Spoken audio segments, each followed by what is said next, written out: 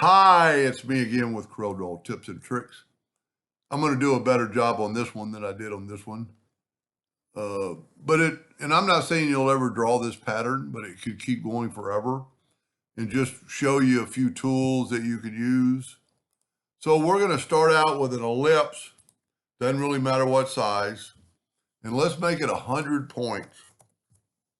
Then let's take a 2-point line and make a 2-point line and hit P and make it 100 points. Now we're going to select both of them. Let's hit P, put it in the center. We're actually going to go to object and convert the outline to an object. I'm going to left click, right click. Now I want this one kind of on the edge. I'm going to hold down the control button so it's perfect. I'm going to go ahead and weld it. Don't really have to yet.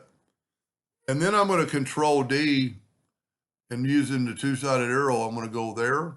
But then holding down the control button, I'm going to have it snap to right there. I don't have to, but I like to continuously weld. Control D and make a duplicate, get the two-sided arrow and do that right there. But we want these rings intersecting. That's what I said I was going to do a better job on this one. And then weld that. And there's your pattern. So we're going to make this thing 4 inches tall. And we're going to take our nudge distance of 4 inches. And I'm going to control D and move it down, make quite a few. I'm going to go in and weld that. I think it's that way you'll know that that's welded. You won't have any problem. We're going to make this relative with our ratio lock. We'll make it 4 inches. And now I can nudge 4 inches. So I'm going to nudge over and see I've got a line between there. So that's not going to work. So we need to figure out that distance. So we're going to take our parallel dimension tool and go from that node to that node, and we're 3.66. So I'm going to change my nudge factor to 3.66. I'm going to control D or plus key on the keyboard. And, you know, the more I think about it, I could actually probably go down. Let's see what it looks like going down. You kind of have a different pattern. That's about right.